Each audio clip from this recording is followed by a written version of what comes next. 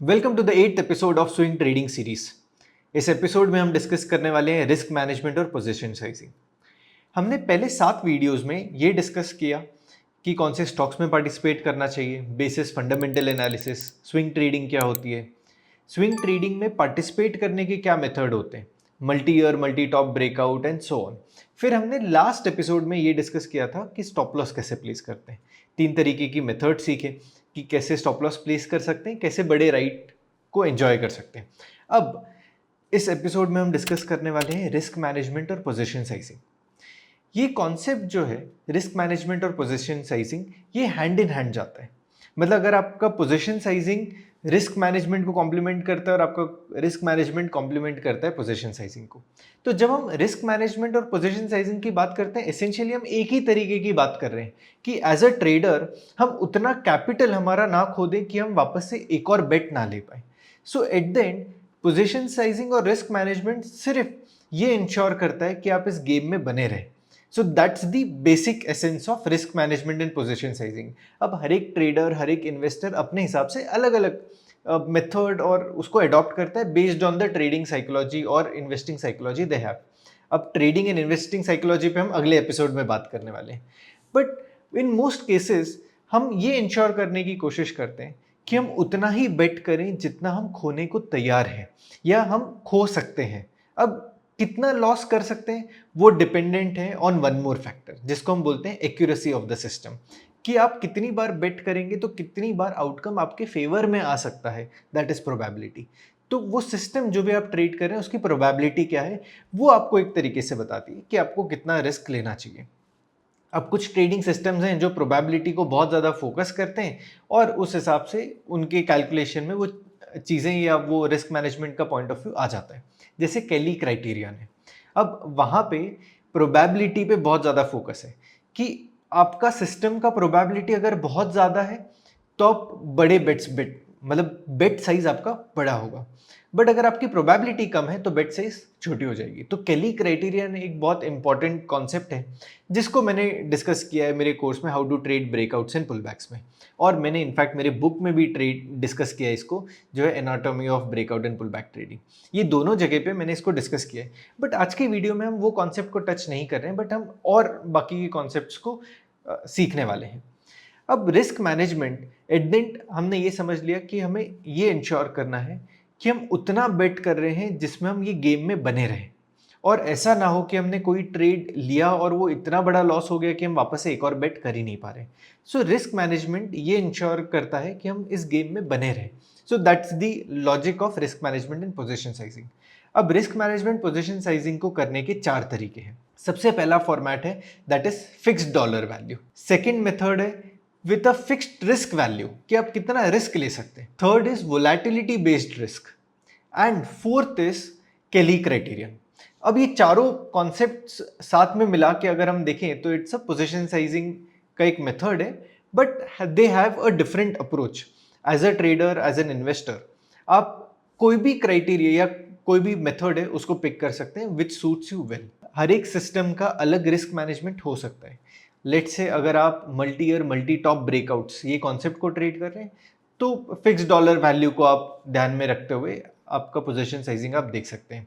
अगर आप जो क्लासिकल ट्रेडिंग सिस्टम्स हैं, let's say डार्वास box trading system या इसके साथ में टर्टल ट्रेडिंग सिस्टम आता है, they are well defined risk management systems, कि उसमें रिस्क मैनेजमेंट ऑलरेडी अंदर एडॉप्टेड है इन द सिस्टम। अगर फॉर एग्जांपल आप टर्टल ट्रेडिंग सिस्टम लेते हैं, टर्टल ट्रेडिंग सिस्टम में the stop loss is trail based on 1 ATR, कि ATR बेस्ड उसका स्टॉप लॉस है कि कितने ATR पे आप लेंगे, 1.5% ATR पे लेंगे जहाँ पे आप एंट्री कर रहे हैं, उसके 1 ATR को कैलकुलेट करेंगे, 1.5 ATR को कैलकुलेट करेंगे and you will keep on trailing the stop loss. So it's a volatility based position sizing. तो हर एक सिस्टम का अपना एक अलग पोजीशन साइजिंग और उसका रिस्क मैनेजमेंट का टूल हो सकता है। So when you define your trading system, तो ट्रेडिंग सिस्टम में रिस्क मैनेजमेंट का एक कंपोनेंट आना चाहिए जो आपके सिस्टम को एक रोबस्ट सिस्टम बनाएगा। अगर आप वीडियो यहाँ तक देख रहे हैं तो आप ट्रेडिंग में इंटरेस्ट रखते हैं, मैं आया हूँ लेकर TNT1 मेंबरशिप, जहाँ पे आप मेरे से candlestick, Renko and P&F chart सीख सकते हैं। हम हर हफ्ते मिलके वीकली एनालिसिस करेंगे, हर महीने कॉन्सेप्चुअल अंडरस्टैंडिंग बिल्ड करने के लिए मंथली कॉन्सेप्चुअल वेबिनार्स करेंगे। अगर आप एक स्ट्रक्चर में मार्केट को मास्टर करना चाहते हैं then subscribe to TNT1, link is in the description. अब ये जो चारों अप्रोच है उनको अब हम डिस्कस करते हैं। सबसे पहला अप्रोच है that is fixed dollar value. Fixed dollar value का मतलब ये होता है कि कोई भी ट्रेड ट्रिगर होता है, उसका स्टॉप लॉस कहीं पे भी हो, कितने भी पॉइंट्स का हो, बट आप एक फिक्स टिकट वैल्यू के साथ ट्रेड करते हैं।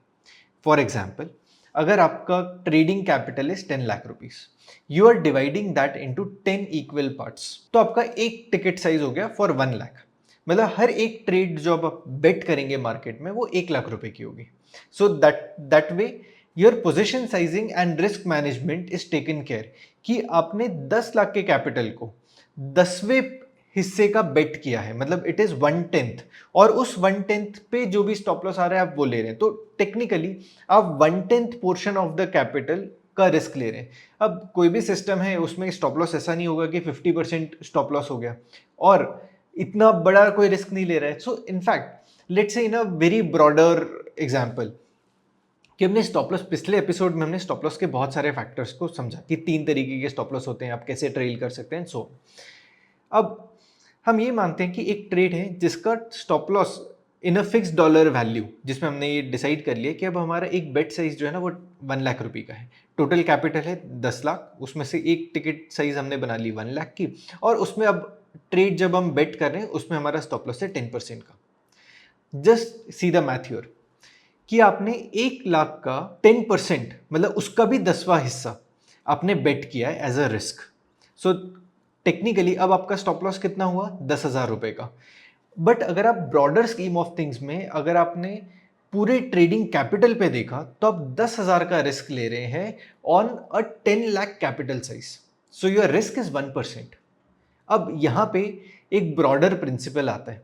वो ब्रॉडर प्रिंसिपल ये है कि आपने अक्सर सुना होगा कि जो वेटरन ट्रेडर हैं या जो अच्छे प्रैक्टिशनर है वो आपको हमेशा बोलेंगे कि आपका रिस्क साइज जो है, आपका bet on every trade that you take should not cross 2% of your entire capital.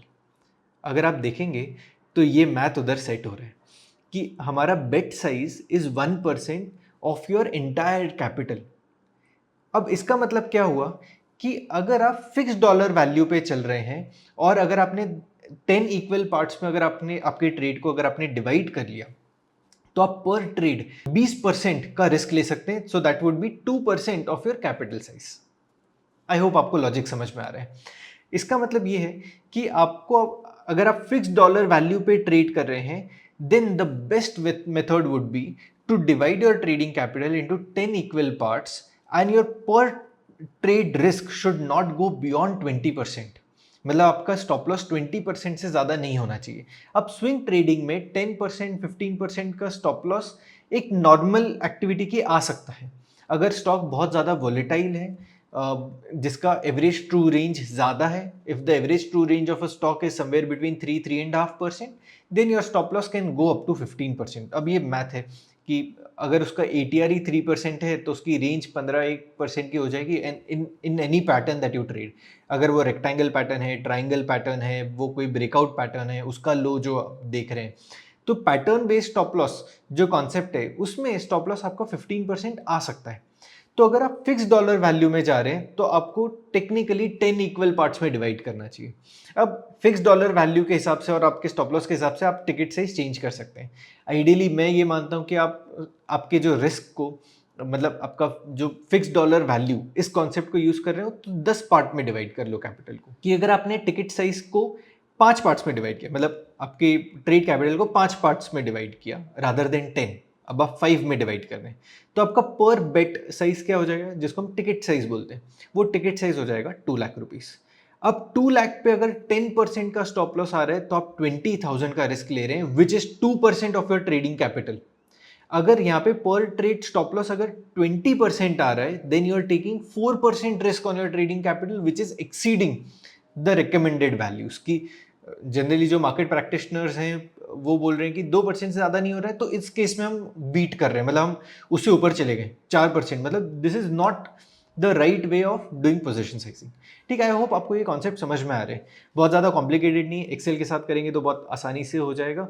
और ये वीडियो के डिस्क्रिप्शन में मैं एक्सेल ड्रॉप कर रहा हूँ जिसमें सारे कैलकुलेशन ऑलरेडी है। तो आप कोई भी क्राइटेरिया, लेट से अगर आप इसको फिक्स डॉलर वैल्यू के हिसाब से ले रहे हैं तो आप वहाँ पे फिक्स डॉलर वैल्यू को सिलेक्ट कर लीजिए, आप वहाँ पे प्लेस कर लीजिए कितनी क्वांटिटी आपका टिकट साइज के, and it will calculate and help you understand कि आप कितनी क्वांटिटी आप ट्रेड कर सकते हैं, राइट। अब हम सेकेंड रूल पे चलते हैं which is fixed risk rule. अब फिक्स्ड रिस्क रूल में क्या हो गया कि पहले रूल में हमने कैपिटल का टिकट साइज फिक्स किया था। रिस्क कुछ भी हो सकता है, 10% भी हो सकता है, 15 भी हो सकता है, कुछ भी हो सकता है। अब हम कर लेते हैं कि फिक्स्ड रिस्क रूल, मतलब हमने डिसाइड कर लिया कि the risk on the capital, जो हमारा मेन कैपिटल है, ट्रेडिंग कैपिटल, वो 2% को क्रॉस ही नहीं करना चाहिए। 2% is your risk. Now the quantity will change. अब फॉर एग्जाम्पल हमने जो भी ट्रेड आइडेंटिफाई किया वो एक रेक्टेंगल पैटर्न है, रेक्टेंगल पैटर्न का ब्रेकआउट आ रहा है, और इस ब्रेकआउट का जो overall from the breakout level to the floor, जो लोएस्ट लो पॉइंट है वो रेक्टेंगल का, वो मान लो 10% आ रहा है। ये जो 10% का जो कैलकुलेशन है, इट शुड बी इन अ वे कि 10% तो आपको पैटर्न स्टॉप लॉस है, मतलब अगर आपका व्यू गलत हो रहा है वो तो पैटर्न स्टॉप लॉस पे होगा। So that value should not cross 2% of your entire trading capital. अब इसमें हमने वैल्यूज जो है ना थोड़ी सी कंसिस्टेंट रखते हैं, कैलकुलेशन ईजी हो जाता है। हमारा ट्रेडिंग कैपिटल 10 लाख रुपए का है, अब उसका 2% इज 20,000 रुपीज। That means our risk per trade is capped at 20,000। अभी 20,000 जब हमारा वैल्यू ही फिक्स्ड है कि हम इससे ज्यादा रिस्क ही नहीं ले सकते, तो इसमें हमें कैलकुलेट करना है कि अब आपका स्टॉप लॉस, फॉर एग्जांपल आपने ट्रेड लिया है 1,000 रुपए पे, मतलब वो स्टॉक ट्रेड कर रहा है 1,000 रुपए पे, इसका स्टॉप लॉस है 980 पे, टेक्निकली ये हो गया 2%। ठीक है, अब 2% ऑफ योर बाइंग प्राइस, कि जहां पे आप बाय कर रहे हैं वहां से 2% है। अब आप इसको इन अ वे ऐसे कैलकुलेट करोगे कि आपने 20 रुपए का रिस्क लिया, 20,000 डिवाइडेड बाई 20, कैलकुलेशन क्या हुआ 1,000, मतलब आप 1,000 शेयर्स खरीद सकते हैं because your risk is capped at 20 points in that trade. तो हमने क्या कर लिया, न्यूमरेटर में हमने रिस्क ले लिया कि हम कितना रिस्क ले सकते हैं based on our capital size which is 2% of your total trading capital. तो ये कंसिस्टेंट रहा, तो आपका risk per trade is always 20,000। इसको डिवाइड करेंगे बाय स्टॉप लॉस, जो भी वैल्यू आएगी कि स्टॉप लॉस इन पॉइंट्स, ये जो भी वैल्यू आएगी वो आपको बताएगा क्वांटिटी। तो फिक्स्ड रिस्क वैल्यू बहुत ज़्यादा इंपॉर्टेंट है जब आप एक ऐसा पैटर्न ट्रेड करें जहां पे स्टॉप लॉस हमेशा वेरी कर सकता है, जैसे रेक्टेंगल पैटर्न है, triangle pattern, so any pattern for that matter based on candle stick can have variety of risk. But अगर आप यही नॉइजलेस चार्ट पे कर रहे हैं, जो पॉइंट एंड फिगर चार्ट्स हैं, रेंको चार्ट्स है, वहां पे आपका to a larger extent stop loss fixed होता है, जैसे कि dynamic support of Renko charts. अब वहां पे डायनेमिक सपोर्ट मतलब सिर्फ ब्रिक रिवर्सल है, ब्रिक रिवर्सल आपको ब्रिक्स पता ही होते हैं कि कितने परसेंटेज पे है, आपका रिस्क डिफाइंड है। So where risk is defined you can always trade fixed dollar value, fix dollar value का रिस्क मैनेज, जो पहला मेथड था। बट जहां पे पैटर्न आपके हाथ में नहीं, कि पैटर्न कितने क्या लेंथ होगी, क्या स्टॉप लॉस होगा, वो नहीं पता, तो हमें रिस्क को कैप करना चाहिए, हमें रिस्क को डिफाइन करना चाहिए। ये दोनों अप्रोच अपने हिसाब से किस तरीके का चार्टिंग मेथड आप यूज कर रहे हैं उस पर भी डिपेंडेंट है, किस तरीके का पैटर्न ट्रेड कर रहे हैं उस पर भी डिपेंडेंट है।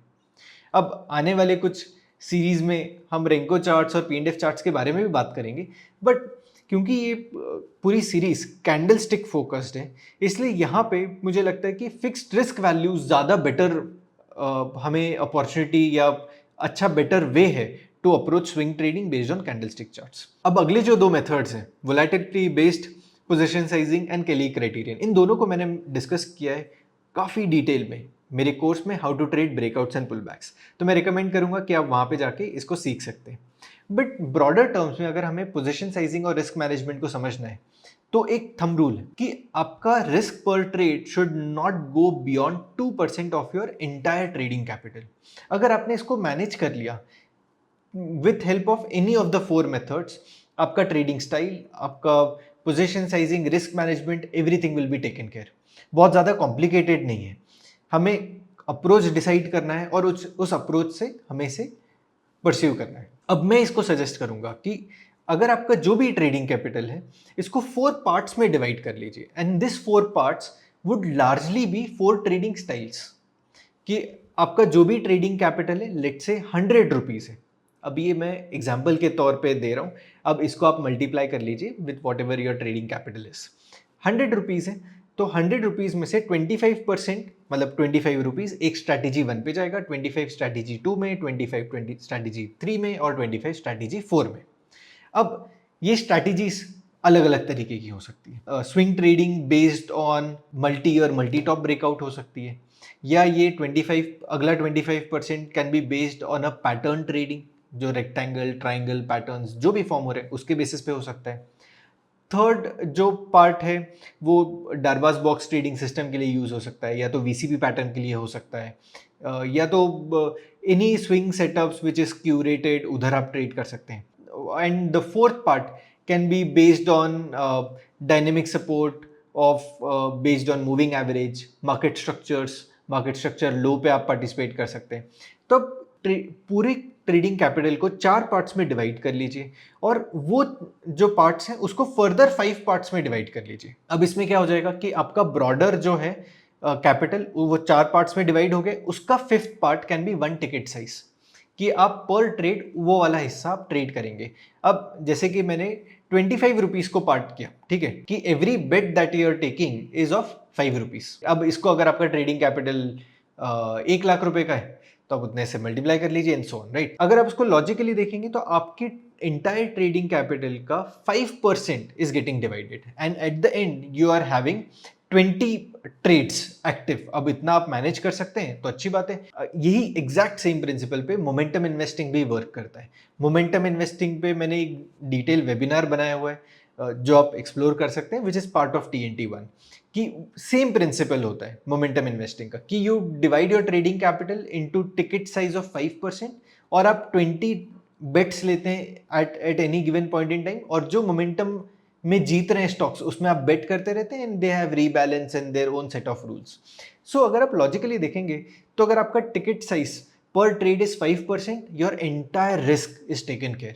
That's the bottom line of risk management. So that's it from this video of position sizing and risk management. TNT1 an exclusive membership जहां पे आपको एक्सेस मिलता है मेरे सारे current and upcoming recorded courses का, वीकली मार्केट एनालिसिस सेशंस का and monthly webinar जहां पे हम कॉन्सेप्चुअल डिस्कशन करते हैं। सो join TNT1 now, link is in the description.